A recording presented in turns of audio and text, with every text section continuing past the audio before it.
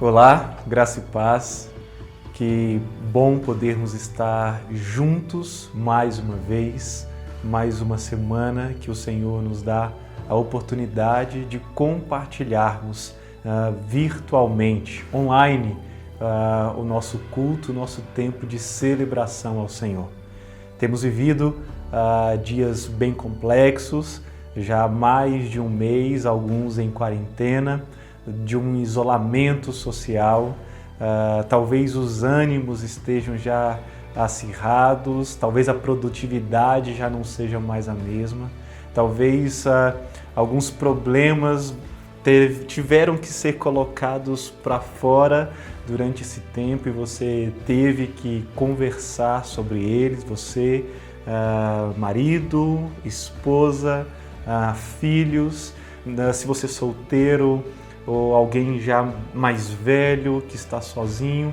Enfim, são tantas dificuldades, mas nós queremos agora, nesse momento, parar um pouco, meditar na palavra do Senhor, cantar louvores de adoração a Deus, juntos termos um tempo de devoção, um tempo onde a nossa espiritualidade será desenvolvida para a glória de Deus e para a edificação da igreja, do corpo vivo de Cristo aqui na terra. Eu quero convidar você nesse momento, a interagir conosco. Você pode fazer isso por meio do nosso chat, você pode fazer isso através dos comentários aqui embaixo, na caixa de diálogo. Você pode interagir não somente conosco, mas sobretudo com Deus. Então, eu quero te fazer um pedido. Pare qualquer outra atividade agora. Se você está assistindo esse vídeo pela manhã, é um tempo de você parar, de você pegar a sua Bíblia impressa, de você meditar na palavra do Senhor. Se você está vendo, assistindo esse vídeo à tarde, à noite, de madrugada, eu quero que você também pare e preste atenção naquilo que o próprio Deus tem para falar por você por meio da palavra dele. Vamos orar? Eu quero ter um tempo de oração com você e logo mais uma palavra e vamos cantar louvores. Deus, obrigado por mais essa oportunidade. Obrigado, Senhor, porque um dia o Senhor entregou o seu Filho Jesus, a segunda pessoa da Trindade, para que nós pudéssemos ter vida e vida com abundância. Obrigado, Senhor, por esse tempo onde a igreja está se reunindo virtualmente, tempo onde nós temos sido desafiados a pensar a teologia, a pensar a comunhão, a pensar os relacionamentos novamente, ver de fato aquilo que o Senhor tem para nós durante esse tempo. Obrigado, Senhor, por essa oportunidade. Durante os próximos minutos eu quero te pedir, guarda a nossa mente, protege, Senhor, a nossa mente, guarda o nosso coração e que por meio da interação, por meio da exposição do texto bíblico, por meio dos louvores que serão cantados, por meio de tudo que vai acontecer agora, Senhor, que o Teu nome seja glorificado e que vidas sejam alcançadas para o louvor da Tua glória. Seja conosco, Pai. Perdoa as nossas faltas, perdoa os nossos pecados, Pai, naquilo que nós temos Te ofendido. Não nos permita, Senhor, cair em tentação, mas antes, livra-nos de todo mal, porque Teu é o reino, Teu é o poder, a glória para todos sempre. Eu oro por Jesus. Amém.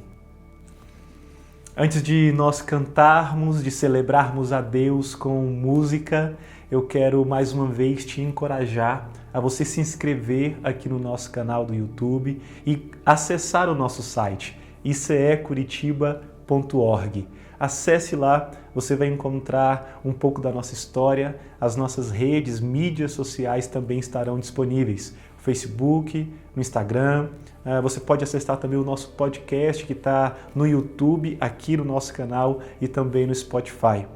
Interaja conosco, vamos andar juntos, vamos caminhar juntos, vamos plantar a Igreja Cristã Evangélica aqui em Curitiba juntos. Deus abençoe sua vida. Não se distraia. Preste atenção nesse momento. Vamos celebrar a Deus. Deus seja conosco durante todo esse momento.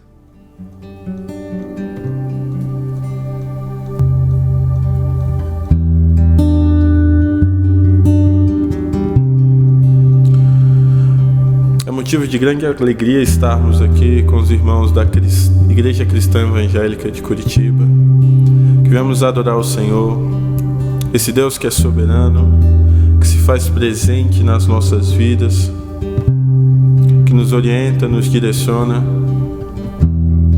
que se importa conosco, que derrama sua graça e o seu amor, que viemos adorá-lo em espírito e em verdade.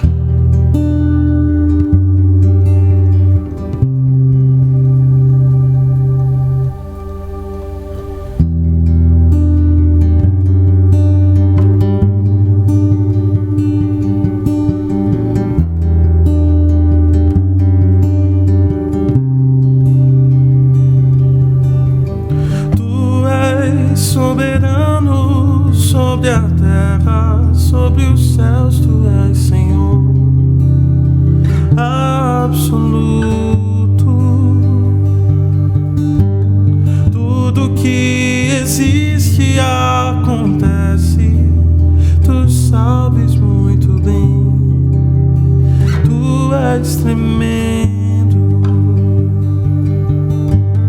e apesar da glória que tens, tu te importas comigo também. E esse amor tão grande eleva-me, amar-me a ti.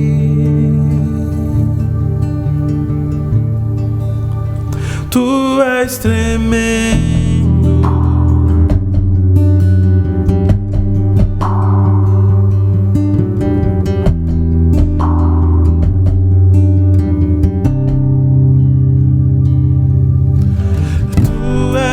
soberano sobre a terra, sobre os céus, tu és Senhor absoluto.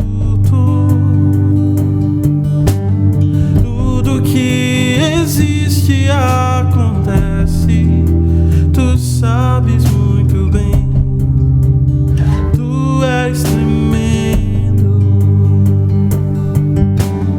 tu és soberano sobre a terra, sobre os céus, tu és Senhor absoluto. Tudo que existe acontece, tu sabes muito bem. Tu és tremendo, e apesar desta glória que tens, tu te importas comigo também. E apesar desta glória que tens, tu te importas comigo também. Apesar desta glória que tens, tu te importas comigo também. Apesar desta glória que tens, tu te importas comigo também. Esse amor tão grande eleva-me, amar-me a ti.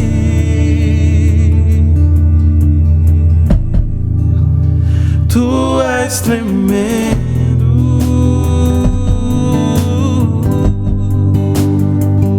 tu és tremendo, Jesus soberano sobre tudo, ó Senhor.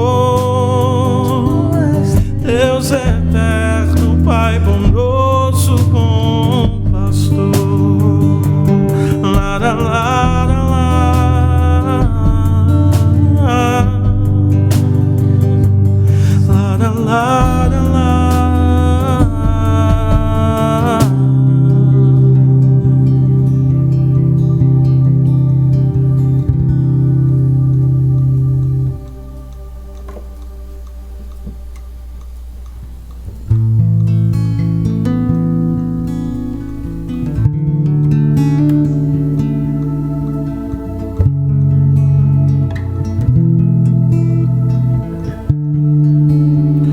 tudo que Ele é, venhamos adorá-lo pelas suas dádivas, pela pessoa de Cristo, pelo sacrifício e redenção do Senhor sobre as nossas vidas. Que venhamos adorá-lo. A imagem de Deus,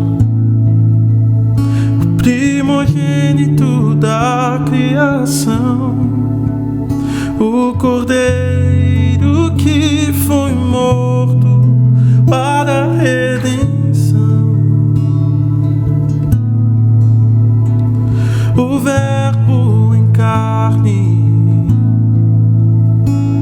a luz na escuridão,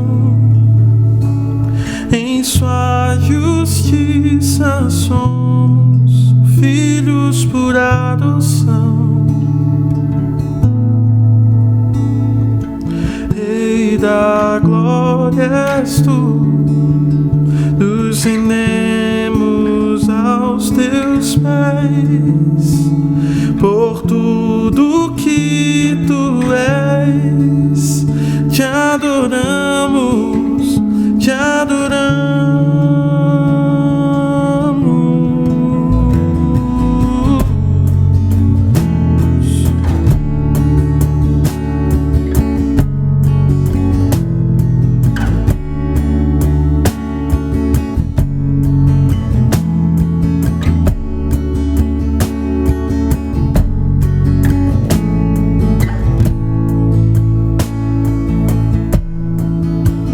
A imagem de Deus,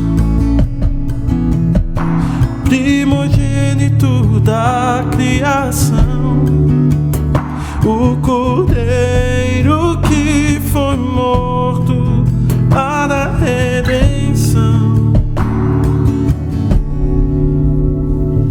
o Verbo em carne,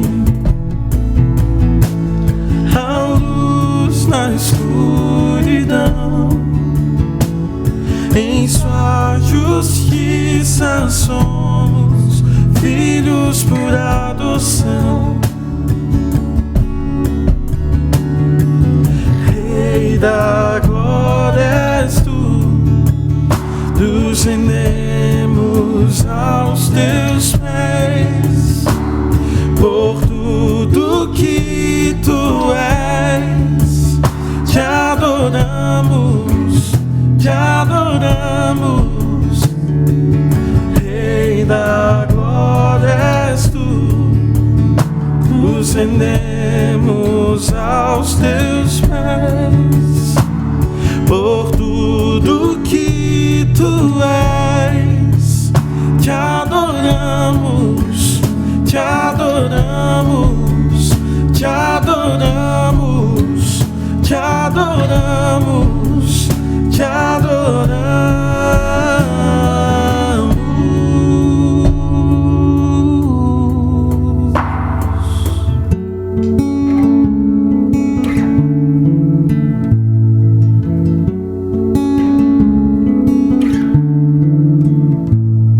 Se revelou a nós o Filho da Trindade Santa, o Deus que se fez homem, a nossa única esperança.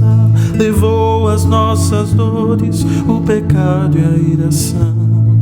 O Cristo redimiu e fez de nós eterna herança.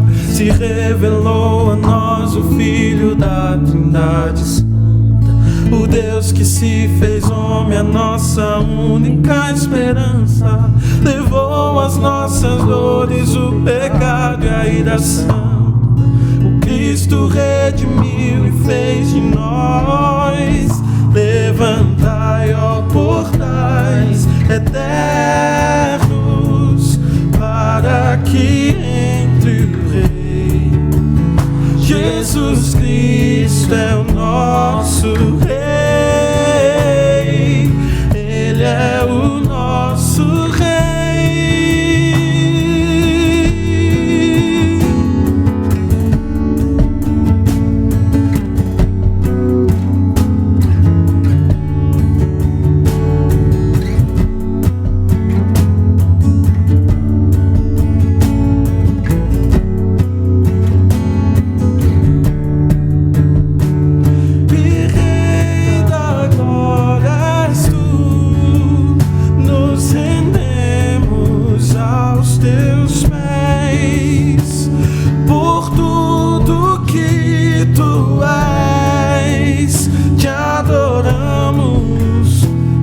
adoramos.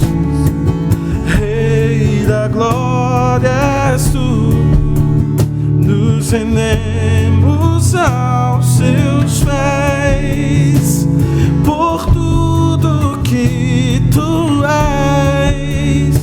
Te adoramos, te adoramos, te adoramos, te adoramos, te adoramos.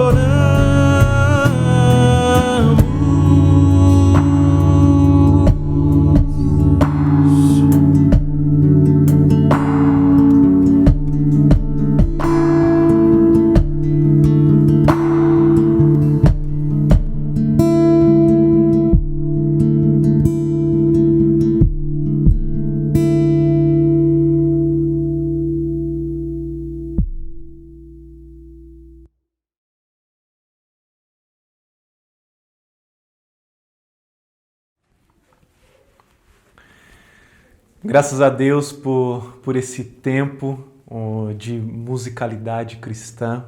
Eu sou grato a Deus pelos amigos que Ele tem acrescentado nessa caminhada. Tenho sempre falado que eu não faço nada sozinho. Tenho amigos que Deus me tem acrescentado, tem me dado, para que todo esse trabalho possa ser possível. Eu sou grato a Deus por cada um. Antes de começar a ministrar a palavra, eu quero encorajar você que está assistindo a participar conosco também com uma oferta, com a generosidade daquilo que Deus tem te dado. Se você quer fazer parte e contribuir financeiramente para a plantação da Igreja Cristã Evangélica aqui em Curitiba e para todos os projetos que nós passaremos a desenvolver logo na sequência de todo esse momento, entre em contato conosco, mande uma mensagem aqui na descrição, na legenda do vídeo. Se você estiver assistindo agora, pela primeira vez, nessa estreia, ou se num outro momento, mas mande uma mensagem, entre em contato com a gente, porque eu creio naquilo que Deus tem nos confiado aqui em Curitiba, a Igreja Cristã Evangélica aqui durante esse tempo, tá bom? Eu quero pedir agora que você, por favor, pegue sua Bíblia impressa, não sei se um tablet, um celular, um smartphone, não sei como é que você está assistindo, mas de preferência a sua Bíblia, né? Essa impressa que você pode ter aí com você. Abra comigo no livro de Gálatas e nós vamos continuar pensando, continuar refletindo naquilo que é a palavra e nessa série que estamos trabalhando a partir agora do mês de abril de 2020, daqui para frente mais alguns sermões que nós iremos falar. Essa série é a série Liberdade, a verdade do Evangelho em Gálatas. Hoje eu quero compartilhar com você o título A Unidade do Evangelho. E para isso, Gálatas capítulo 2, do verso 1 até o verso 10, é o texto que eu lerei. Gálatas 2, do verso 1 até o verso 10. Mais uma vez eu vou usar a versão Nova Almeida atualizada. Tenho gostado bastante de utilizar ela. Talvez não seja a mesma que você tem, mas eu quero que você acompanhe a leitura do texto. 14 anos depois, fui outra vez a Jerusalém com Barnabé, levando também Tito. Fui em obediência a uma revelação e lhes apresentei o evangelho que prego entre os gentios.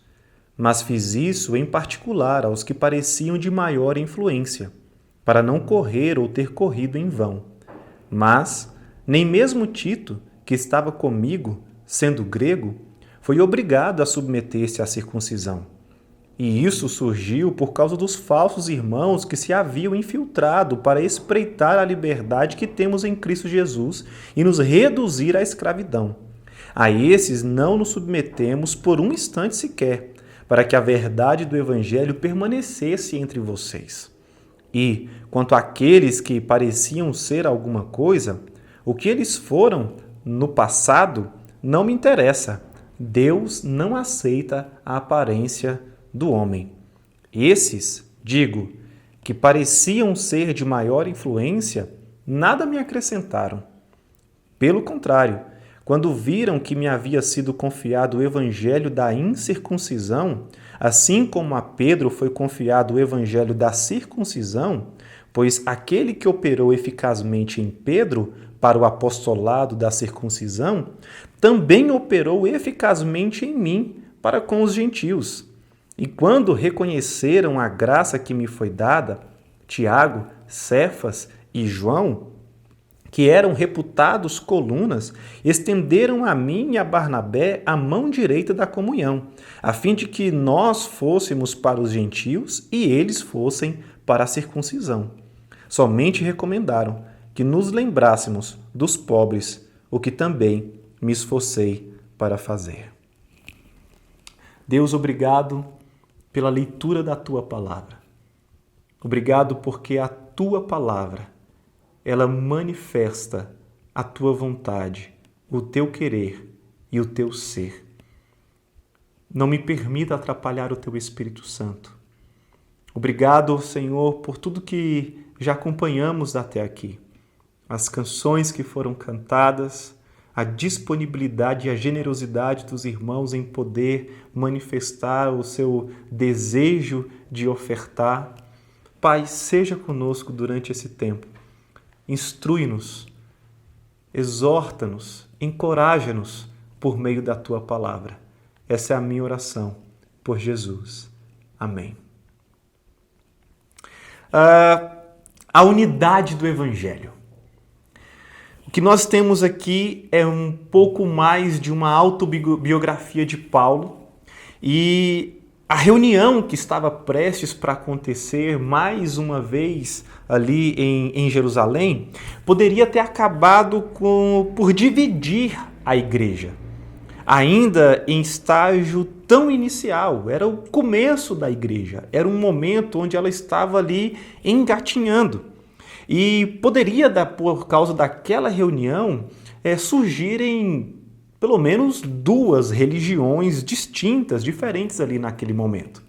Talvez explique-se por isso um medo ou talvez o temor de Paulo.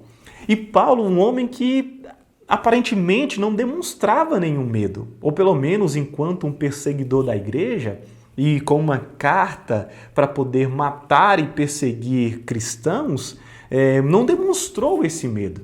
E agora ele está diante de alguns outros apóstolos, e nós já lemos aqui e vamos acompanhar daqui a pouco, que eram influentes, que eram pessoas que tinham algo diferente ou uma influência diante daquela igreja em Jerusalém, e agora ele está com um certo temor.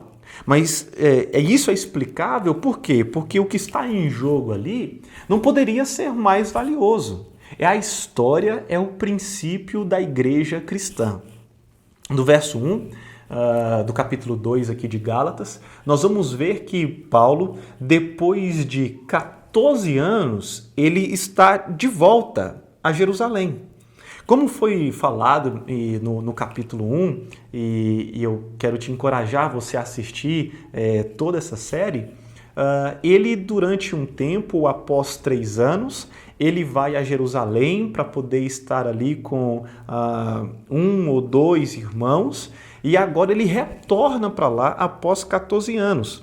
E mais uma vez, não é para poder aprender algo, não é mais uma vez para poder, ou com medo daquilo que ele estava falando, não. Havia um iminente perigo na igreja, no início da história da igreja cristã. E agora ele retorna depois de 14 anos, mas ele não vai sozinho. Paulo, via de regra, ele não está sozinho na sua caminhada ministerial. Então, vão com eles nessa sua comitiva missionária, Barnabé e também Tito. Nós vemos que no versículo 2, bem no início, ele vai dizer que por revelação e em obediência a uma revelação. Veja, note que Paulo está mais uma vez aqui mostrando que o seu apostolado é um apostolado com A maiúsculo. É alguém de fato chamado pelo próprio Deus, alguém que tem um acesso a Deus Pai, inclusive com uma revelação para aquele tempo, para aquele momento. Então, em obediência àquela revelação de alguém que recebeu o Evangelho do próprio Deus por meio de Cristo e o poder do Espírito Santo, ele obedece e está ali com aqueles irmãos. E ele vai, então, comunicar para aquele grupo seleto de apóstolos o que ele estava pregando para os gentios. É óbvio que nada, absolutamente nada, ameaçava a certeza de Paulo. Ele não estava preocupado com a sua mensagem ou a convicção daquilo que ele estava pregando, mas algo estava ameaçando a sua capacidade de produzir frutos. Ele estava, obviamente, preocupado com a eficácia, a efetividade do seu ministério. Porque quando nós trabalhamos, quando nós nos colocamos a trabalhar, quando chamamos a responsabilidade daquilo que Deus tem nos confiado, nós queremos ver o fruto daquilo que nós estamos trabalhando.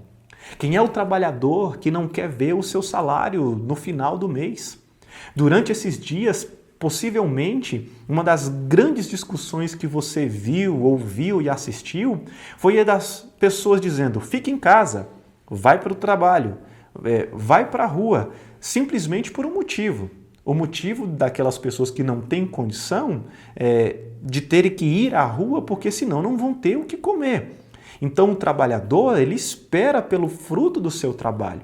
E aquilo que Paulo está falando aqui como um trabalhador, como um obreiro no reino e na obra de Deus, é que ele estava com medo, com um temor por causa de alguns falsos irmãos. Se os outros apóstolos, então ali, por causa desses falsos irmãos, não confirmassem a mensagem e não renunciassem a esses falsos ensinadores, falsos mestres, falsos irmãos, seria muito difícil de Paulo ver aqueles convertidos agora a Cristo, ao cristianismo, permanecendo na fé. E aqui eu não quero entrar na questão de perder ou não, porque se de fato Cristo converteu, se de fato Cristo se mostrou, Deus escolheu, Deus ele predestinou essa pessoa para entender e conhecer o Evangelho, não há nada que possa fazer com que essa pessoa se desvie, que ela perca a sua salvação. Mas a caminhada daquele convertido, de um processo de santificação, e o fruto daquilo era um temor, era uma preocupação de Paulo. Falsos mestres estavam dizendo que Paulo pregava um evangelho não tão completo como os líderes de Jerusalém. Veja só, mais uma vez, esse caráter autobiográfico, né, aqui de Paulo, ele tendo que mostrar que aquilo que ele recebeu é tão completo como aquilo que os outros apóstolos também receberam do próprio Cristo. E haviam falsos mestres, falsos irmãos ensinando ou tentando colocar alguma diluição no evangelho e na mensagem que Paulo estava pregando. A unidade do evangelho, a unidade da mensagem do arrependimento em Jesus Cristo, na pessoa de Jesus Cristo, estava sendo atacada. Essa unidade estava sendo atacada. E por isso ele temia o perigo. Por isso Paulo temia o perigo de ter, nas palavras dele aqui, de correr ou de ter corrido inutilmente. E aqui é uma clara referência ao momento que ele vai falar que ele vai comparar o ministério como uma corrida, né? Aquele que corre para alcançar o seu objetivo. Bom, no versículo 3, ele vai mostrar e vai dizer assim, olha, mas nem mesmo Tito, que estava comigo sendo grego, foi obrigado a submeter-se à circuncisão. Tito era grego, um cristão incircunciso, de corpo e alma. Tito não se converteu ao judaísmo. Ele não se converteu às práticas morais, litúrgicas, culturais daquele que professava a fé no judaísmo. Ele era um gentil, mas ele era um cristão, um cristão de fato, de verdade, convertido pelo próprio Cristo através da mensagem que o apóstolo Paulo havia pregado. Então, falsos irmãos que haviam se intrometido na igreja teriam insistido na circuncisão de Tito para ele ser salvo. Ou seja, tentando acrescentar um aspecto e tentando acrescentar algo a mais para que aquele irmão gentil pudesse alcançar a salvação na pessoa de Jesus Cristo. A liberdade em Cristo e que somente Cristo pode nos dar, ela se encontrava sob ameaça. Porque se o Evangelho é que me dá liberdade, se é Cristo quem me coloca em liberdade, que me tira das trevas para o reino da luz, por que eu tenho que fazer alguma coisa a mais? Havia ali uma clara ameaça a isso. A questão cultural aqui ficou muito evidente. A questão dos usos e dos costumes aqui ficou muito evidente.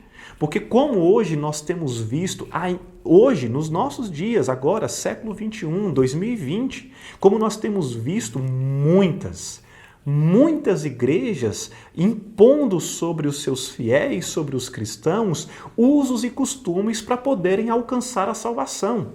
Como se algum mérito pudesse ter em mim para que eu pudesse alcançar a salvação na pessoa de Cristo.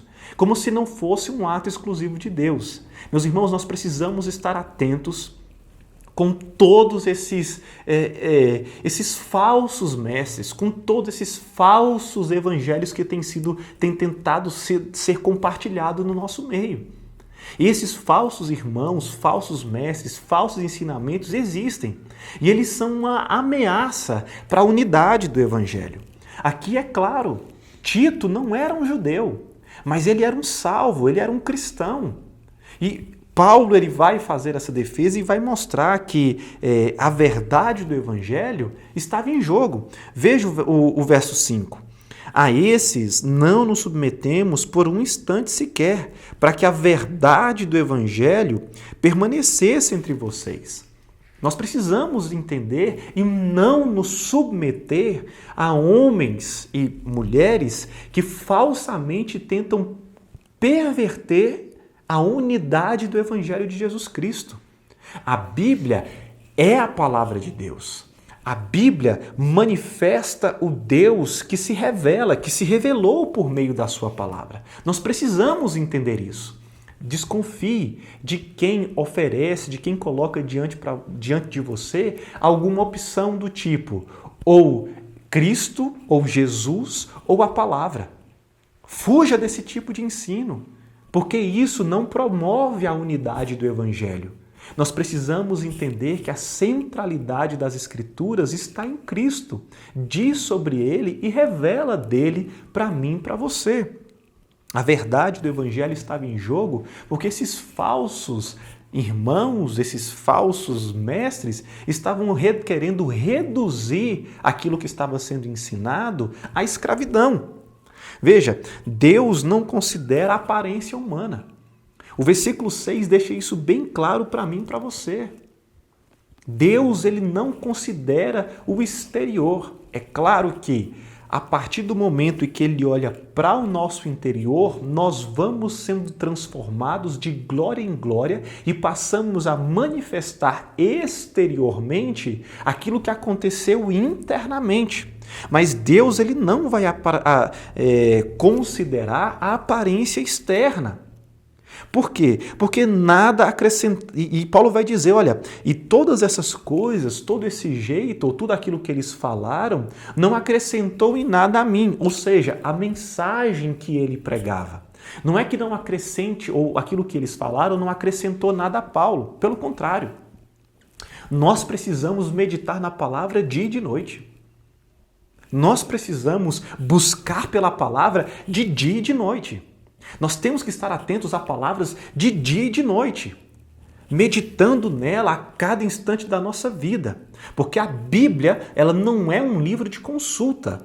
A Bíblia é por onde nós nos movemos, a Bíblia é por onde nós caminhamos, é a palavra, é o caminho, é a verdade, é a vida, é o próprio Deus, é o próprio Cristo que se mostra para mim e para você.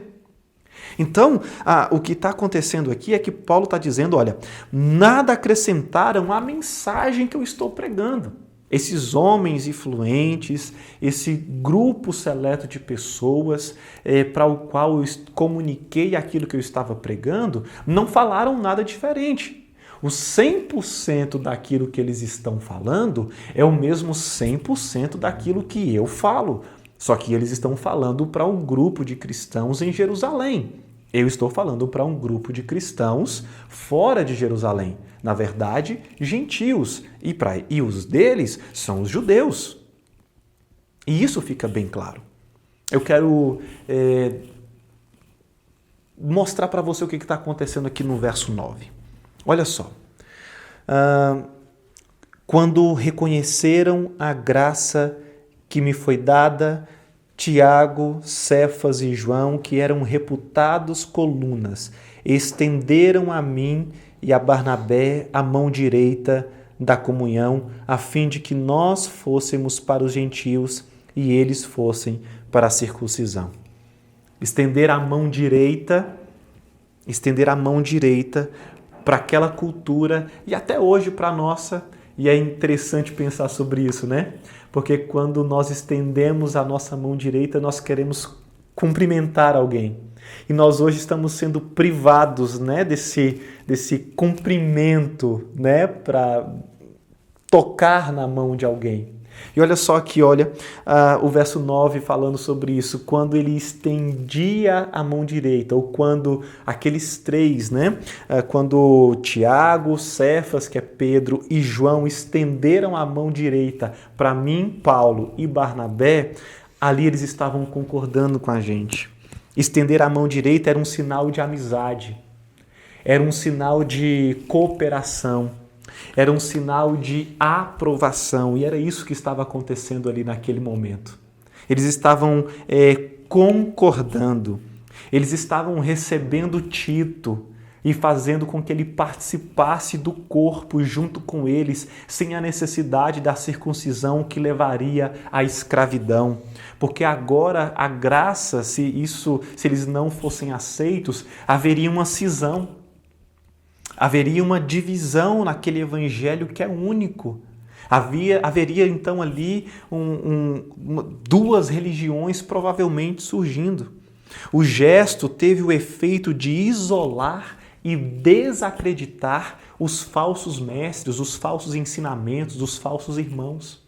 Quando eles concordam e cooperam e declaram ali que Cristo é o Evangelho está mostrado ali por meio da aceitação e da participação daquele rapaz que está ali junto com Paulo, pronto, eles isolam e desacreditam aqueles que são falsos. Os apóstolos de Jerusalém concordaram que só a fé em Cristo e não em outra proeza, e nem ritual qualquer, nada disso era necessário para a salvação. É claro que poderia haver ali uma tensão, talvez de um neo-judaísmo, de algo novo sendo criado, mas não. A aceitação de Tito foi uma declaração pública, radical das implicações do Evangelho. Ele estava mostrando ali, aqueles homens de Deus, chamados pelo próprio Cristo, estavam selando e mostrando ali, olha, a unidade do Evangelho entre nós é maior, porque Cristo é maior, aquele que nos une é muito maior do que essa manifestação externa na carne. E nós vemos aqui, então, pelo menos três marcas que vão distinguir, que vão mostrar essa unidade do Evangelho. A primeira marca que dá a unidade do Evangelho significa aceitar qualquer um.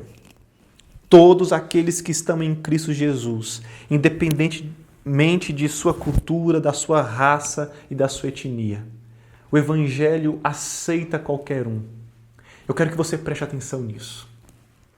Você não é um cristão não é um pardo cristão, você é um cristão pardo.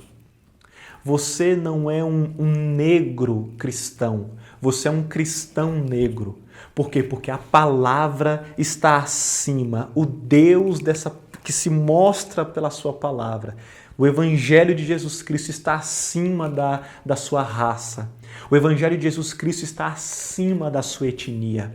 O Evangelho de Jesus Cristo está acima da sua pátria. O Evangelho de Jesus Cristo está acima da sua cultura. O Evangelho de Jesus Cristo está acima da sua formação. O Evangelho de Jesus Cristo está acima da sua posição social. O Evangelho de Jesus Cristo é maior do que qualquer coisa. E esse Evangelho, ele traz para perto. É o Evangelho que significa aceitar e trazer qualquer pessoa. O Evangelho sobrepõe a cultura. A unidade cristã não leva em consideração distinções culturais, nem depende da similaridade cultural. Aqueles homens, eles eram distintos culturalmente.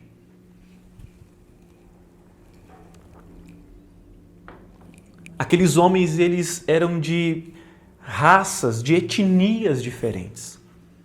Aqueles homens estavam vivendo em cidades, em países diferentes. Mas nada disso os separou do amor e do Evangelho de Jesus Cristo.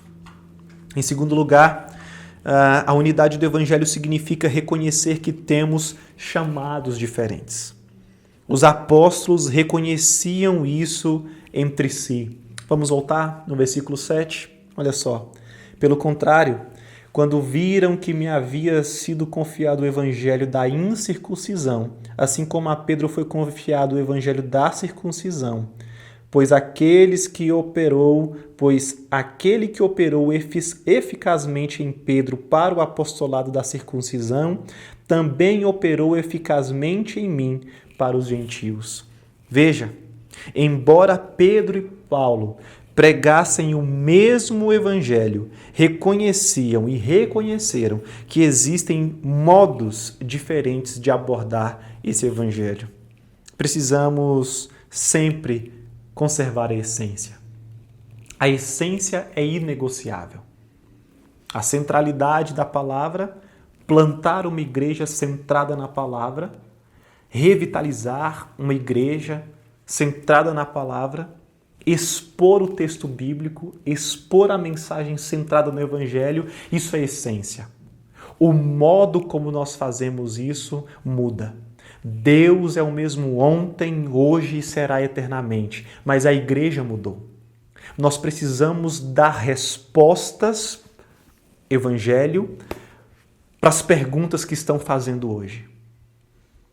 Não sejamos precipitados como falsos mestres e falsos ensinadores que tentaram colocar uma oposição entre aquilo que Paulo e os apóstolos em Jerusalém pregavam.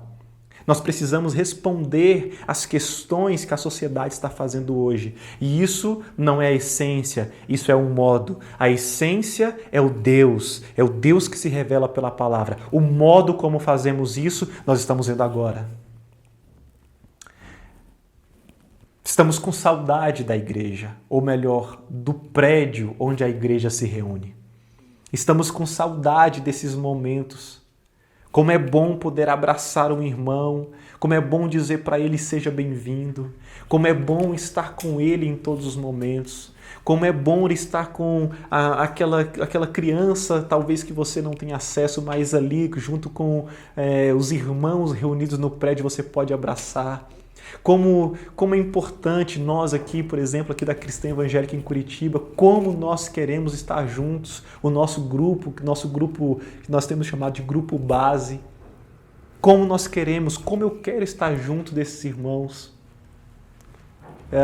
Nós precisamos entender que o modo como nós comunicamos esse evangelho, o modo como nós pregamos esse evangelho precisa responder às questões que a sociedade está fazendo.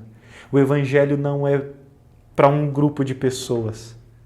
O evangelho é para todos aqueles que decidiram por Deus, por meio de Deus, ouvir. Veja, Eu e você não sabemos quem são essas pessoas. E é por isso que pregamos. Porque Deus opera eficazmente aquilo que Ele bem entende. Para o incircunciso, para o circunciso, para todos.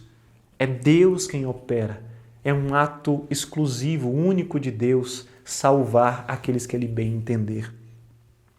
Em terceiro lugar, a unidade do Evangelho significa que deveríamos e devemos sempre continuar nos lembrando dos pobres. Veja o verso 10. Somente recomendaram que nos lembrássemos dos pobres, o que também me esforcei por fazer. Pedro e Paulo foram chamados para campos missionários diferentes. Eles estavam obrigados a cuidar dos pobres nesses dois lugares. Não importa. Não importa se em Jerusalém, não importa se na Macedônia ou na Acaia.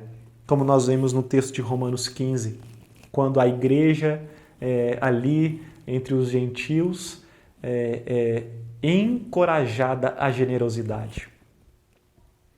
Porque aqueles irmãos, e aqui é um objetivo bem específico, né, dessa recomendação dos apóstolos, dos líderes de Jerusalém, quando aqueles irmãos ali pedem para Paulo se lembrar dos pobres, é porque os judeus cristãos, né, os judeus convertidos ao cristianismo ali, talvez não tivessem tanto acesso, tanto recurso financeiro como para aquelas igrejas que Paulo estava plantando. Então, se os gentios estavam participando espiritualmente daquilo que os judeus estavam, era de bom tom que aqueles que tinham recurso financeiro que compartilhassem com todos, como a gente vai ver, por exemplo, na descrição de Atos capítulo 4, eles partilhavam entre si, na igreja local, aquilo que eles tinham. Então, eu quero aplicar isso para a sua vida. Primeiro, estabeleça a unidade do Evangelho, porque ela marca o limite dessa unidade. Estabeleça a unidade do Evangelho, porque ela marca o limite. Há um limite.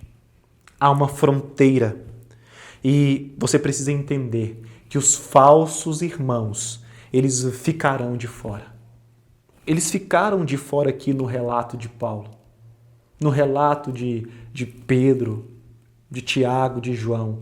Ao estenderem as mãos e concordarem na unidade do Evangelho, eles colocaram de fora aqueles que eram, vamos chamar assim, de hereges. Deixaram esses irmãos de fora. Uma outra aplicação para a sua vida. A comunhão com Cristo é base suficiente de comunhão um com o outro. Nunca devemos excluir alguém a quem Deus incluiu em seu povo. Toda base de comunhão é o próprio Cristo Jesus. Nós não nos relacionamos uns com os outros se não for por meio de Jesus Cristo. O Evangelho é para todas as culturas, é para todos os grupos, desde que sejam salvos, desde que sejam participantes do corpo de Cristo. De igual modo, a comunhão com Cristo é a única base para a comunhão um com o outro. Precisamos pensar sobre isso. Eu não consigo me relacionar com os meus filhos, com a minha esposa, com o meu marido, se não for por meio de Cristo. Eu não consigo me relacionar, mesmo que virtualmente, com os meus irmãos, se não for por Cristo. Esteja junto, ainda que esteja longe.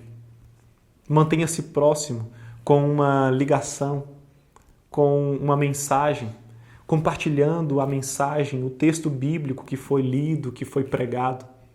Nós precisamos entender que a nossa comunhão com outras pessoas se dá por meio de Cristo.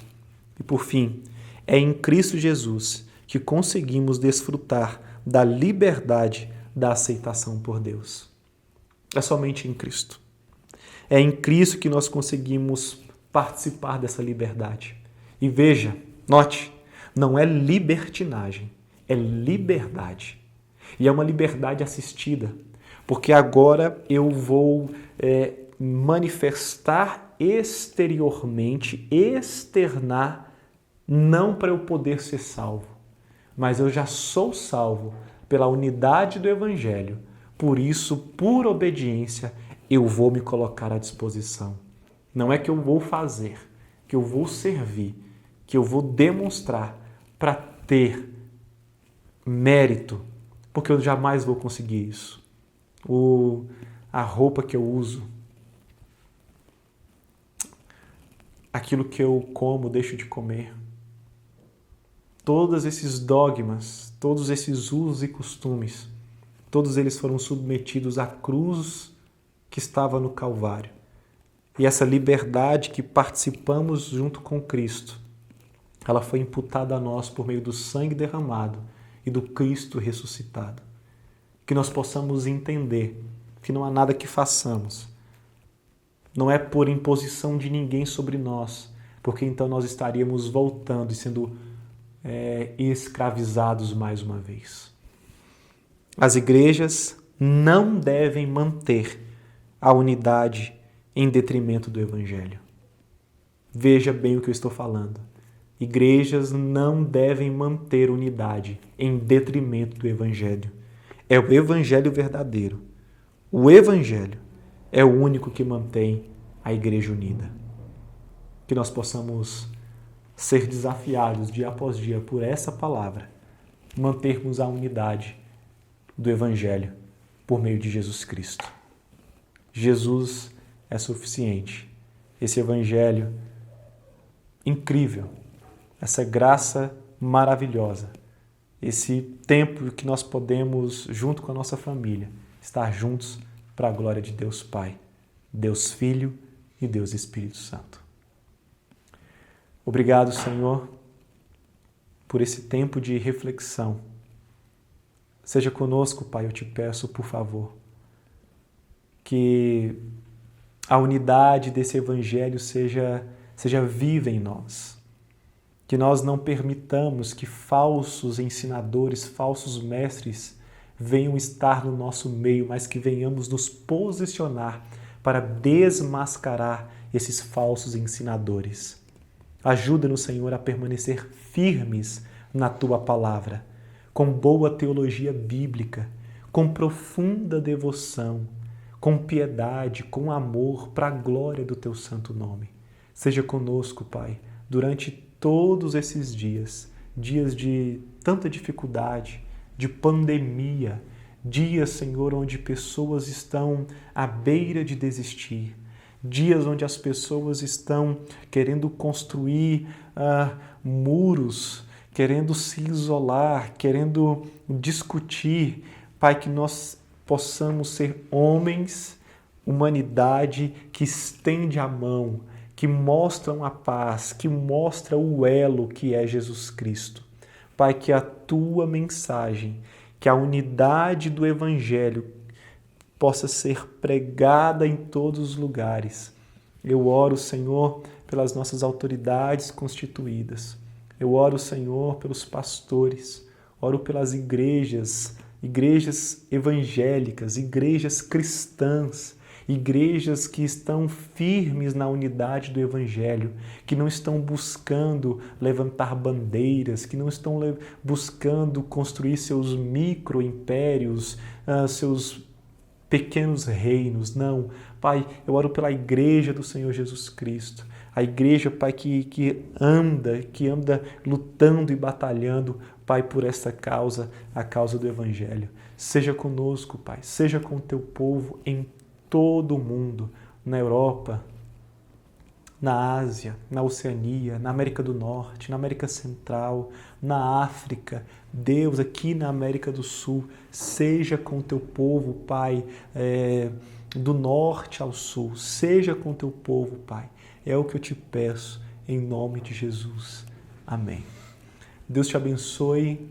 Deus seja com você durante todo esse dia, durante toda essa semana e esse mês. E apesar de todo o isolamento, que você possa entender que aquele que nos une, que promove a unidade do Evangelho, é Jesus Cristo. E Ele não mudou. Ele continua comigo, Ele continua com você. O Senhor Deus te abençoe e te guarde. O Senhor, Ele faça resplandecer o rosto dEle sobre ti e tenha misericórdia de ti. o Senhor ele volte sobre você a face dele e te dê a paz. Deus abençoe.